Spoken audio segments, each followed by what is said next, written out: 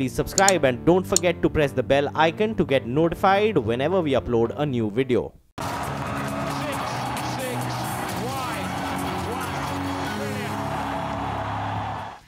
स्वागत है आप सभी का CNBC आवाज पर। आप देख रहे हैं स्टॉक 20 पीटी का मुकाबला हो रहा है नीरज और मेरे बीच में। और देखिए पिच रिपोर्ट किस तरह से निकल कर आ रही है। बेहद खराब पिच है और कल जिस तरह से अमेरिका के बाजारों में तेज गिरावट देखने को मिली, 1000 पॉइंट से ज्यादा डाउ फिसला। इसका अनुमान जब कल भारतीय बाजार बंद हो रहे थे तो हमें था नहीं, और इसीलिए आज SGX निफ्टी दिखा रहा है कि 200 पॉइंट गैप डाउन ओपनिंग भारतीय बाजारों की हो सकती है। 10,350 के आसपास खुलने की तैयारी करता हुआ भारतीय बाजार। नैस्डैक देखिए, S&P देखिए, ये सब लुढ़के कल के सत्र में।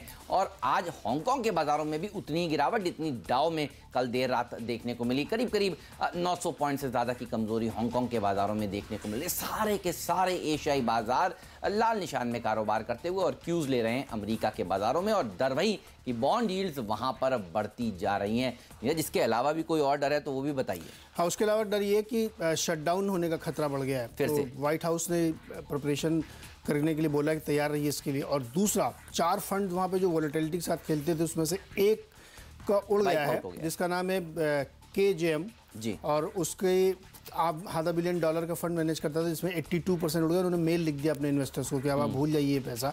3 और नाम आएंगे, कल आपको मैं बता दूंगा। तो वॉलेटिलिटी होने वाले हैं। हाँ, 3 और होने वाले हैं। तो ये वहाँ पे जो लोग वॉलेटिलिटी के अगेंस्ट रॉन्ग ट्रेड लिया था उन्होंने, वो बिल्कुल बुरी तरीके से फंस गए। तो बॉन्ड यील्ड जो बढ़ रही है उसकी वजह से बहुत सारे फंड्स को दिक्कत आ रही है। तो संकेत निश्चित तौर पर आज काफ़ी कमज़ोर है और वीकेंड है।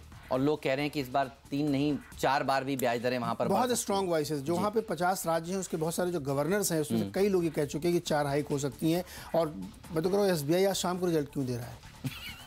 दिन में क्यों नहीं दे रहे? हमेशा दिन में देते हैं। एनीवे बेच के चलना चाहिए। कमाई आपको इसी शो में होती है, मार्केट कैसा भी हो। तो चलिए शुरुआत करते हैं आपकी कमाई की। भारत फोर्ज बहुत बढ़िया रैली कल इसमें बनी थी, शानदार। इन्होंने अपने क्लास 8 ट्रक के नंबर्स वगैरह दिए, तो उसके बाद कमेंट्री बहुत अच्छी आई। लेकिन जहां पे तेजी बनी तो प्रॉफिट वही बुक होगा। तो यहां पे बेच के चलिए। 745 का लक्ष्य होगा। रिलायंस कैपिटल में भी कल तेजी। देखिए, मैं वही शेयर आपको बता रहा हूं जहां कल लोगों ने पोजीशन ली थी, आज कटती हुई दिखेगी। तो यहां पे आपके लिए शॉर्ट का मौका होगा। 450 के लक्ष्य के साथ रिलायंस कैपिटल भी बेच के चलिए। जस्ट डायल, जैन इरिगेशन, ये 2 J अक्षर के शेयर, इनसे आज शुरुआत कर रहे हैं। और जनरली इन दोनों शेयरों के साथ एक खास चीज़ देखने को मिलती है। ज़्यादातर समय अगर आप हिस्टोरिकली देखें तो इन शेयरों ने बैन में, FNO के बैन में बिताया। और इस तरह के स्टॉक से हम लगातार आपको जनवरी के अंत से ही कहते आए हैं कि यहाँ पर खरीदारी नहीं करनी चाहिए। और अब एक बहुत अच्छी रैली के बाद करेक्शन देखने को मिल सकता है और वैसा होता हुआ नजर भी आ रहा है। तो जस्ट डायल उछाल में बेचना चाहिए आपको। 440 तक के लेवल्स देखने को मिल सकते हैं। जैन इरिगेशन में भी प्री बजट रैली बहुत ही शानदार देखने को मिली और अब यहाँ पर भी प्रॉफिट बुकिंग देखी जा रही है और लगातार ये स्टॉक भी नीचे कमजोरी की तरफ बढ़ रहा है। तो यहाँ पर भी आपके पास अगर शेयर हैं तो एक बार निकल जाइए। नीचे में आपको खरीदने के बहुत बेहतरीन मौके मिल सकते हैं। जैन इरिगेशन का टारगेट लाते हैं आपके सामने, 110 रुपये के आसपास का है। 116 का एक स्टॉप लॉस भी आपको लगा देना चाहिए। आपका अगला शेयर, S अक्षर के 2 शेयर, ओके। सन फार्मा, सन टीवी। ग्रुप अलग है, दोनों के प्रमोटर से कोई लेना देना नहीं है। सन फार्मा और सन टीवी इसलिए क्योंकि कल इनमें भी रैली बनी है। सन फार्मा ने कल बहुत बढ़िया रैली दिखाई, बहुत अच्छा बायंस आया। लेकिन आज फिर वही कमजोरी आएगी क्योंकि ऊपरी लेवल पे लोग बेचने के लिए तैयार हैं। और सन टीवी इसलिए बेचिए कि आज इसके रिजल्ट्स आने और कल रिजल्ट से पहले इसमें बहुत बढ़िया तेज़ी बनी, एकदम शानदार रैली के साथ ये स्टॉक गया। हमें लगता है कि आज इसमें भी रिजल्ट आने के बाद भी और रिजल्ट के पहले से भी वीकनेस आपको देखने को मिलेगी। 975 का लक्ष्य सन टीवी के लिए होगा और सन फार्मा के लिए 570 का लक्ष्य होगा। PC ज्वेलर्स यहाँ पर भी बिकवाली करने की राय है। और देखिए बकरांगी में तो 5% का लोअर सर्किट लगातार लगता जा रहा है, उसको तो हम शॉर्ट कर नहीं सकते। लेकिन वहाँ पर भी अगर आपके पास शेयर हैं तो ज़रूर एक बार निकलने की कोशिश कीजिए, क्योंकि ये गिरावट में और ये शेयर नीचे जा सकता है। लेकिन PC ज्वेलर्स क्योंकि इसका नाम बकरांगी के साथ जुड़ गया था, इसीलिए बाजार को अभी भी इसके ऊपर भरोसा हो नहीं रहा है और उछाल में यहाँ पर भी बिकवाली के मौके आपको तलाशने चाहिए। अगर फंडामेंटल्स की बात करें तो फिर जिस एक्सपेक्टेशंस से ज्वेलरी कंपनियों में रैली देखने को मिल रही थी कि बजट में एक गोल्ड पॉलिसी का अनाउंसमेंट होगा, वो अब तक नहीं हुआ है। आगे चलकर क्या निकल कर आया उस पॉलिसी में, ये अनसर्टेनिटी बनी हुई है और उस बीच बाजार देखिए हो गया कमजोर। तो PC ज्वेलर्स में और नीचे के लेवल्स देखने को मिल सकते हैं।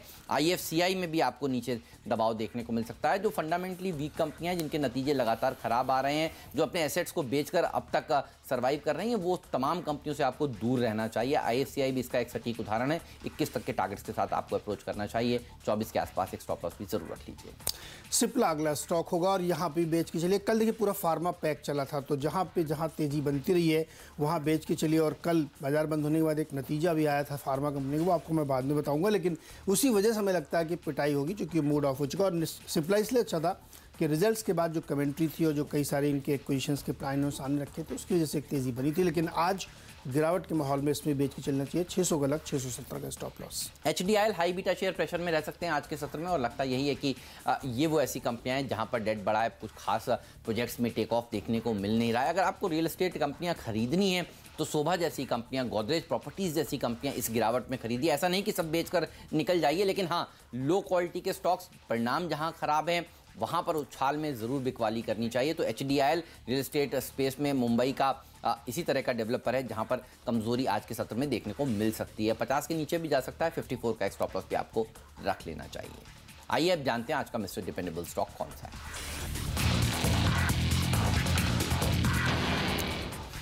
ग्लेनमार्क फार्मा, जैसे हमने आपसे कहा था, नतीजे काफ़ी कमज़ोर आए हैं इस शेयर के, इसीलिए हमें लगता है इसमें बेच के चलना चाहिए। हमारा अनुमान था कि मुनाफा 228 करोड़ के आसपास आना चाहिए, वो 104 करोड़ आया, बहुत सिग्निफिकेंट गिरावट है।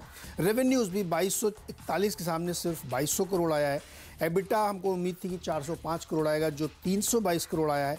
और मार्जिन 18.1% के हमारे अनुमान के सामने सिर्फ 14.6% आई। तो बहुत ही कमज़ोर नतीजे ग्लेनमार्क फार्मा के हैं। तो यहाँ पे भी आज बिकवाली होगी, शॉर्ट करने में ही फायदा होगा। 550 का लक्ष्य, 583 का स्टॉप लॉस। ओके, और ऐसा नहीं कि मार्केट देखिए बंद होने वाला है, और हम लगातार आपसे यही कह रहे हैं, ये ग्लोबल करेक्शन है और इस करेक्शन में जी हाँ, भारतीय बाजार भी करेक्ट हो सकते हैं। यहाँ पर भी काफ़ी लीवरेज पोजीशंस बनी हुई थी, लेकिन इस करेक्शन के बाजार में आपको अच्छे शेयर खरीदने का बाजार बहुत ही बढ़िया सुनहरा मौका दे रहा है, और इस मौके को आपको छोड़ना नहीं चाहिए। सुबह ये वो रियल एस्टेट कंपनी है जिसने लगातार अच्छे नंबर्स डिलीवर करे हैं। लगातार देखिए जो इनकी कमेंट्री है मैनेजमेंट की, वो काफ़ी अच्छी है। बेंगलुरु और साउथ के मार्केट्स में ये ऑपरेट करते हैं। आज इनके परिणाम आ रहे हैं, तो एक बार देख लीजिए परिणाम कैसे आते हैं, और परिणाम अगर अच्छे आए तो फिर यहाँ पर अच्छी रैली देखने को मिल सकती है। देखिए, आप कुछ आज सुबह सुबह तो कर नहीं सकते, क्योंकि गैप डाउन ओपनिंग होने वाली है। गैप डाउन ओपनिंग में अगर आपने निफ्टी, बैंक निफ्टी बेचा तो शायद आपको दिक्कत हो सकती है, और अगर बाजार रिकवर कर गया फिर क्या। तो फिर आपको अच्छे शेयर इन्वेस्टिंग के लिहाज से इस समय खरीद कर रखने चाहिए अपने पोर्टफोलियो में, क्योंकि बाजार जब घूमेगा तो ये वाले जो हाईज हाल ही में लगे थे, इसके ऊपर भी बाजार जाने का दमखम रखता है, लेकिन थोड़ा समय लेगा। तो अच्छे शेयर थोड़े थोड़े मात्रा में खरीदते चलिए, ताकि आपको जब बाजार में टर्न अराउंड देखने को मिले तो फायदा हो। तो शोभा इसी तरह का शेयर है, 600 रुपए तक के टारगेट्स, नतीजे आने तक इंतजार करिए, क्योंकि नतीजे आने से पहले बाजार का मूड कितना बिगड़ जाए ये कोई नहीं कह सकता। तो नंबर्स अगर अच्छे आएंगे तो फिर यहाँ पर कॉन्फिडेंस और रीस्टेट होता है। तो ये वो स्टॉक है जिस पर आपकी नजर जरूर होनी चाहिए। इस नोट पर लेंगे एक थोड़ा सा ब्रेक, और ब्रेक के बाद हम आपको बताने वाले हैं मिडिल ऑर्डर के बाकी के 4 शेयर हम दोनों की टीम्स में कौन से।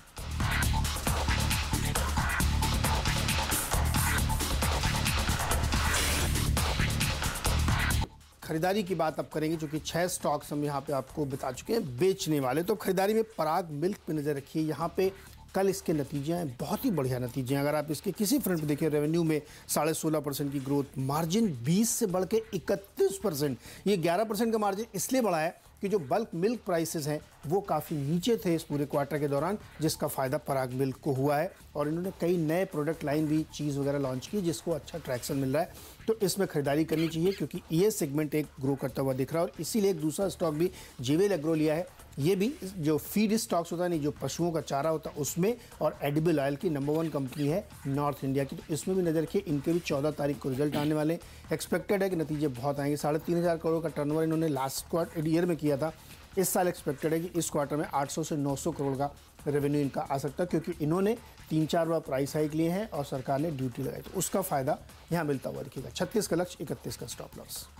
ADAG शेयर, इनसे दूर रहने का समय है। बाजार में कमजोरी देखने को मिल रही है, तो हो सकता है इस स्टॉक्स में थोड़ा और ज़्यादा गिरावट देखने को मिले। वैसे भी हाई बीटा नेचर है और डेट में फंसी हुई ये कंपनियां हैं, और यहाँ पर इसीलिए आपको बिकवाली का रुख अपनाना चाहिए, लेकिन उछाल में बिकवाली करिए। 24 के टारगेट्स के साथ रिलायंस कम्युनिकेशन को अप्रोच कर सकते हैं। रिलायंस नेवल में भी करीब 35 से 50 तक के लेवल्स आपको देखने को मिल सकते हैं। तो अच्छी क्वालिटी के स्टॉक्स खरीदने का वक्त है, और कमज़ोर क्वालिटी के स्टॉक से निकलने का वक्त है। और अगर आपको शॉर्ट करना ही है तो फिर इस तरह के नेम्स को आपको तलाशना चाहिए। चलिए अब जानते हैं आज का फ्री शेयर कौन सा है और आज का पिंच हिटर स्टॉक कौन सा है।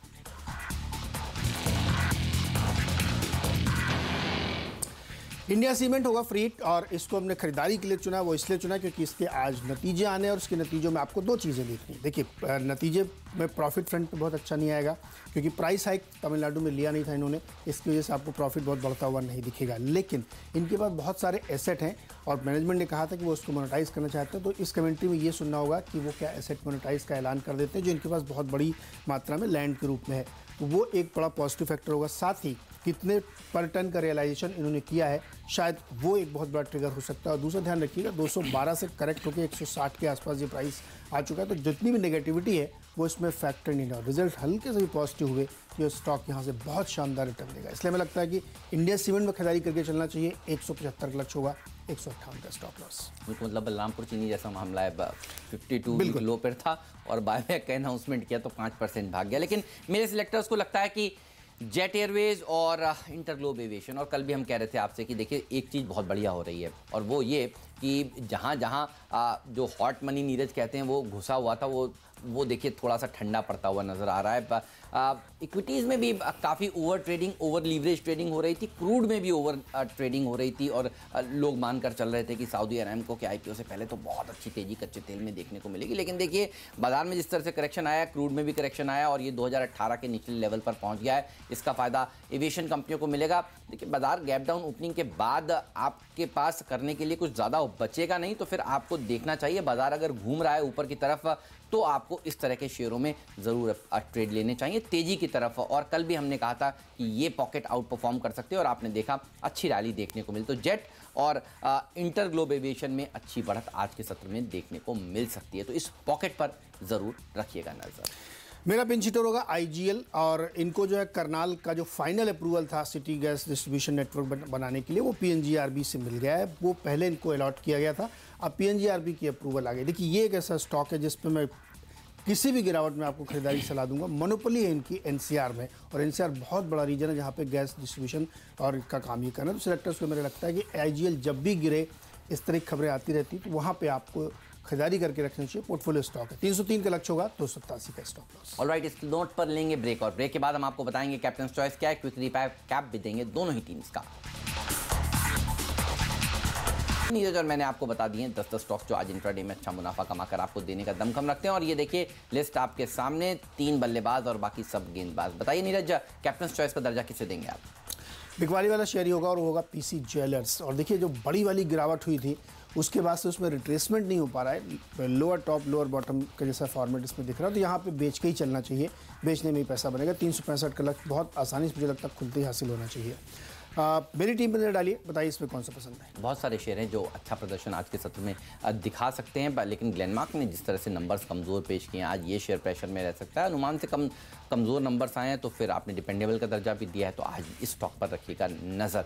मेरी पूरी टीम पर नज़र डालिए। और ख़राब क्वालिटी के मिड कैप स्टॉक्स जो ज़्यादातर एफएनओ के बैन में रहते हैं और हम आपसे लगातार कहते आ रहे हैं कि यहाँ से आपको दूर रहना चाहिए। अब यहाँ पर और प्रेशर देखने को मिल सकता है। डाउ में जिस तरह से 1000 पॉइंट से ज़्यादा की गिरावट देखने को मिली, तो जस्ट टाइल, जैन इरिगेशन में एक अच्छी रैली के बाद थोड़ा प्रॉफिट बुकिंग देखी जा सकती है और पीसी ज्वेलर्स में थोड़ा दबाव और देखने को मिल सकता है। आईएफसीआई, एचडीआईएल, ये वो ऐसे स्टॉक्स हैं जो हाई डेट वाले शेयर हैं, यहाँ पर प्रेशर बन सकता है। और कमज़ोर क्वालिटी के स्टॉक्स में उछाल में बिकवाली होगी और अच्छे क्वालिटी के स्टॉक्स आपको इस समय गिरावट में खरीदारी करनी चाहिए। शोभा जैसे शेयरों के अगर आज परिणाम अच्छे आते हैं तो इंतजार करिए और नंबर्स अच्छे आने के बाद यहाँ पर आप खरीदारी की शुरुआत कर सकते हैं। धीरे धीरे अच्छी रैली देखने को मिली है इस स्टॉक में भी। आरकॉम, आर नेवल जैसे शेयरों पर आपकी नज़र होनी चाहिए। ADAG pack high beta pack है और आज कमज़ोरी होती है और गहराती है तो ये स्टॉक्स ज़्यादा तेज़ी से गिर सकते हैं। लेकिन सारे एसेट्स क्लास में कमज़ोरी देखने को मिल रही है और ऑयल में भी कमज़ोरी देखने को मिल रही है ग्लोबली। इसीलिए ब्रेंट क्रूड की कीमतें जिस तरह से नीचे आई हैं, एविएशन शेयरों के लिए, पेंट शेयरों के लिए, ओएमसीज के लिए फ़ायदेमंद है क्योंकि ऑयल मार्केटिंग कंपनियों के 2 कंपनियों के नतीजे आ जाने वाले हैं। तो ज़्यादा फोकस रखिएगा एविएशन स्टॉक्स पर। जेट, इंटरग्लोब में आज फिर से तेज़ी देखने को मिल सकती है। बिल्कुल, बिकवाली की टीम ज़्यादा है यहाँ पे। 6 स्टॉक्स शॉर्ट साइड के हैं। भारत फोर्ज, रिलायंस कैपिटल, ये सब स्टॉक्स हैं जो कल बहुत अच्छी रैली दिखा रहे थे। सन फार्मा में भी कल तेज़ी बनी तो आज बिकवाली होगी। सन टीवी का नतीजे भी आने, नतीजे से पहले बहुत अच्छी रैली बन चुकी है, इसलिए श्योर शॉर्ट की प्रॉफिट बुकिंग होगी। सिप्ला में भी वही हाल है, यहाँ पर भी कल तेज़ी बनी थी लेकिन बेच के चले। ग्लेनमार्क ने बहुत कमज़ोर नतीजे दिए इसलिए यहाँ बेच चले, लेकिन अब खरीदारी वाला माहौल ही होगा। पराग जैसे जिसके बहुत उम्दा नतीजे और पिछले क्वार्टर से अब तक जो मार्जिन में 11% का इंप्रूवमेंट दिखा। जीवीएल ग्रुप नजर रखिए, इसके नतीजे आने वाले, और यहाँ पे भी 3 प्राइस हाइक लिए हैं जो आपको रिजल्ट में रिफ्लेक्ट होती हुई दिखिए। फ्रीड के तौर पे इंडिया सीमेंट, इसके भी नतीजे आने हैं। एसेट मोनेटाइजेशन का आज ऐलान हो सकता है, इसलिए इस पर नजर रखिए। और IGL करनाल में सिटी गैस डिस्ट्रीब्यूशन नेटवर्क बनाने के लिए PNGRB की मंजूरी मिल गई है, इसलिए खरीदारी करें।